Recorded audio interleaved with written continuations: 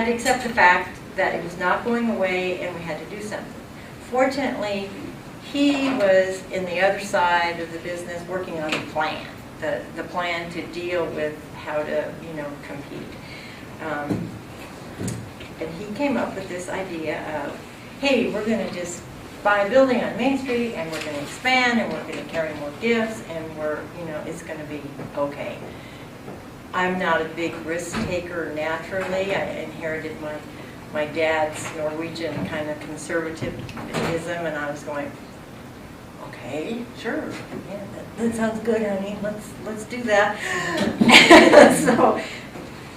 So we did. We bought a building on Main Street in Cortez. We were kind of a little bit off Main Street before.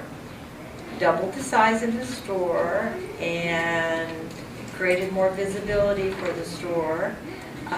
We made sure that we had a good presentation on the outside. We hired an architect. We did the front of the building, nice new sign, big display windows. We continued to carry the Hallmark cards, but we also tried to bring in more gift products. I have a lot of things that I do that I think help. They're kind of generic that any business can do.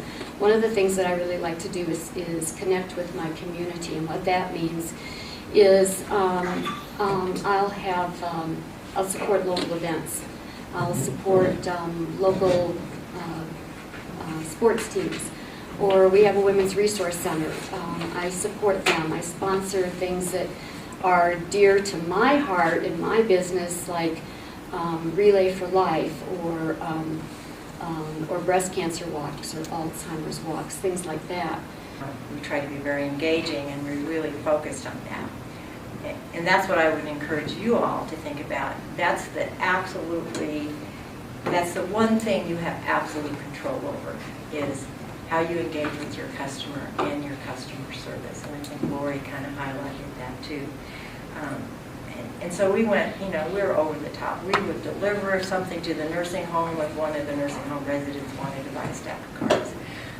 I've dressed up like the Easter Bunny, I don't know how many years, and entertained the people at the nursing home.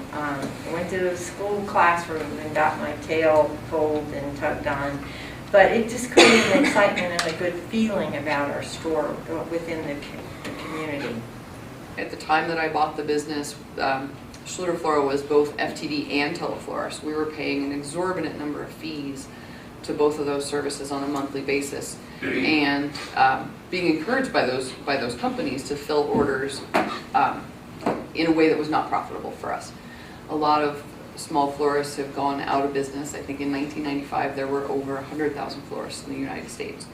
Now I think we've got like 12,000 florists are left in the country that are independent. I mean, it's an industry that's been in decline because flower shop owners haven't had the resources to know, like, gosh, they're telling me to send out a dozen roses for $29.99, including delivery. Well, their cost is probably $40 on those dozen roses, and they're sending them out at a loss and continuing to do that. And so that's why a lot of florists have been going out of business. So I've done professional training in my industry. We put our staff through sales training in the industry. We market ourselves and position ourselves as a high-end florist. We sell our average arrangement at $89.95. And when I started in that business, or when I started with Schluter Floral, our average arrangement going out the door was probably $35.